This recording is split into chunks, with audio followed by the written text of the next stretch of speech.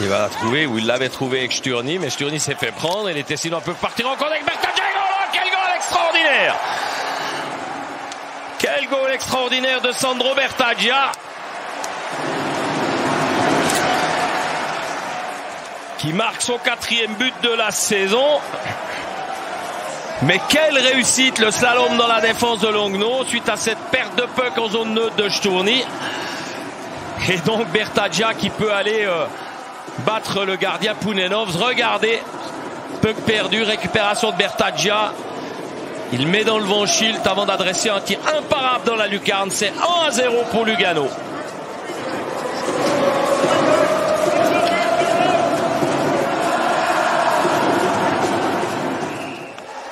Puck qui reste malgré tout en main tessinoise. A quand même domination de Lugano. Ce début de rencontre, les goals! Oh oh! Le but de Santeri à la Talo. 3e but cette saison. Mais surtout un 24e point pour lui.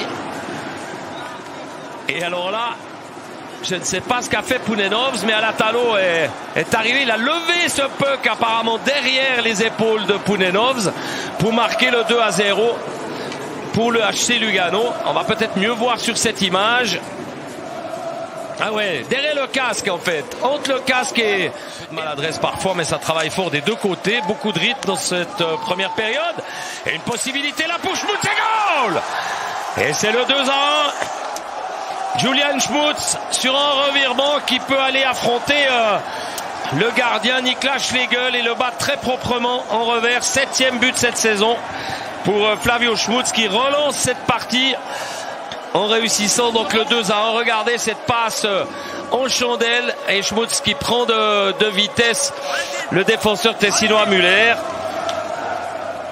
avant d'aller battre parfaitement le gardien Niklas Schlegel. 2-1 désormais pour Lugano face à Longno.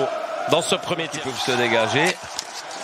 Et là un contre qui profite aux Tessinois avec Turcauf. Et c'est le 3-1 pour Lugano.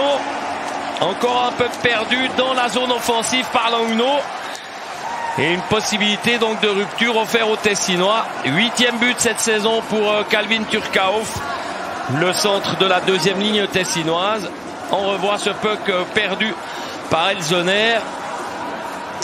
Et là, évidemment, que si on offre ce genre de cadeau aux Tessinois, ça va pas aller pour Longno qui encaisse donc le 3-1 au début de cette 2e période. C'est Daniel Kerr et Santeri à la Talo. Et là, c'est le 4e but pour Daniel Kerr. Encore une fois, une action de rupture des Tessinois.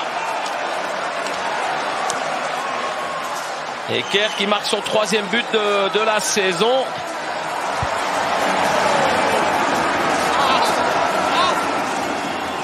On revoit entrer dans la zone, a perdu le puck, puis il le récupère. Joli mouvement pour éliminer Larry Leger. Et au back-end, Kerr peut marquer le 4-1 pour Lugano dans cette rencontre dominée, on le rappelle, par les Tessinois.